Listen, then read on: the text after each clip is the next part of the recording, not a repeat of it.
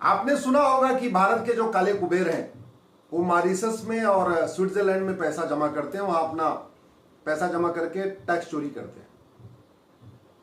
लेकिन भारत में 6 राज्य ऐसे हैं जो टैक्स हेवन है, मतलब टैक्स चोरी करने के लिए बहुत बढ़िया अवसर देते हैं। विदेश पैसा जमा करने की जरूरत ही नहीं है।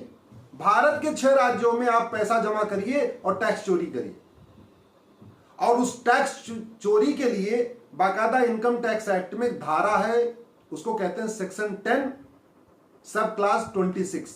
सेक्शन 10 फिर ब्रैकेट 26, मतलब हिंदी में हम लोग कहते हैं धारा 1026, अंग्रेजी में कहते हैं सेक्शन 10 सब क्लास 26।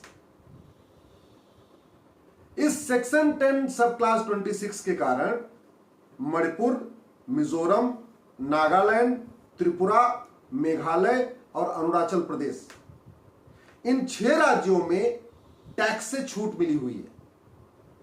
वहां की जो ट्राइबल्स हैं उनको इनकम टैक्स फाइल ही नहीं करना है। तो पिछली बार जब 2016 में नोट बदली हुई थी, उस समय भी चार्टर्ड प्लेन से, चंडीगढ़ से, दिल्ली से, पटना से, लखनऊ से चार्टर्ड प्लेन में नोट भर भर के इन 6 राज्यों में पहुंचाया गया। उन 6 राज्यों में जो ट्राइबल्स हैं उनके नाम पे उनके जो बैंक खाते उसमें जमा किया गया, उनको 20% दिया गया और सारा व्हाइट करा दिया गया। इस धारा 1026 के कारण मणिपुर, मिजोरम, नागालैंड, त्रिपुरा, मेघालय, अरुणाचल प्रदेश के जो ट्राइबल्स हैं उनको इनकम टैक्स नहीं देना होता, उनको आईटीआर का फॉर्म भरना ही नहीं है, इनकम टैक्स से छूट मिली हुई है।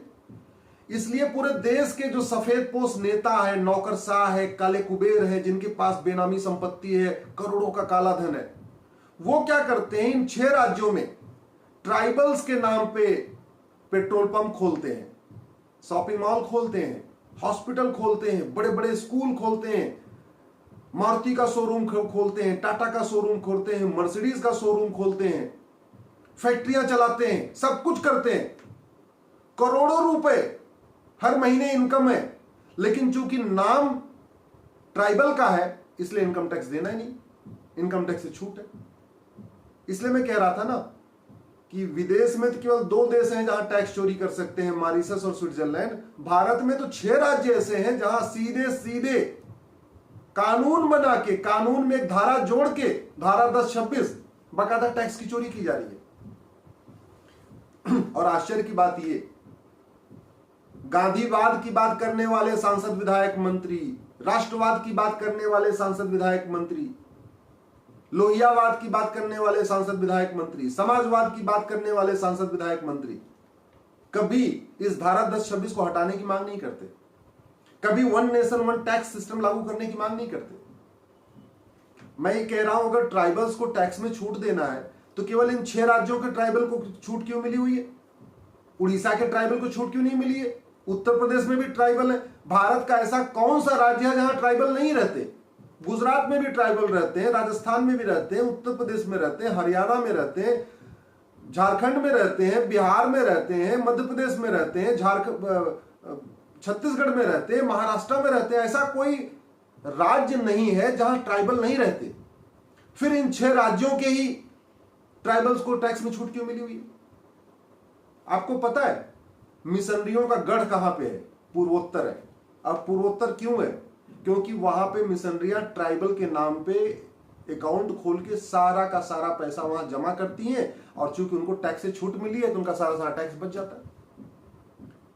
पूर्वोत्तर में जो अलगाववादी हैं, जैसे भी मणिपुर में हिंसा हुई है, नागालैंड में हिंसा होती है, मेघालय में, शिलांग में हिंसा होती है, ये जितने भी वहां पे सेपरेटिस्ट हैं, अलगाववादी संगठन है, सब ट्राइबल्स के नाम पे अपना अकाउंट खोल के बैठे हुए, करोड़ों रुपए पैसा रखा हुआ, 1 पैसा इनकम टैक्स नहीं देना।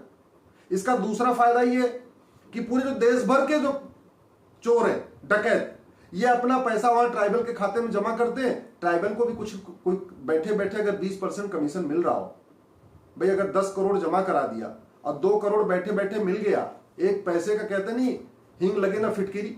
मेहनत करना नहीं, कुछ करना नहीं, केवल अपने नाम पे खाता जो खोलना है, अपने नाम पे जो है फैक्ट्री का लाइसेंस लेना है, अपने नाम पे जो है पेट्रोल पंप का लाइसेंस लेना है, अपने नाम पे जो है स्कूल शुरू करना है, अपने नाम पे हॉस्पिटल चलना है, चलाना नहीं है, मेहनत कुछ नहीं करना, बैठे बैठे करोड़ों रुपए कमा रहे। मैं आप लोगों से निवेदन करता हूं, अगर पूर्वोत्तर के अलगाववाद की समस्या खत्म करानी है, पूर्वोत्तर में जो धर्मांतरण की समस्या रोकना है, जो मणिपुर में हिंसा हुई है इस तरीके की हिंसा को रोकना है, तो वन नेशन वन टैक्स की मांग करिए।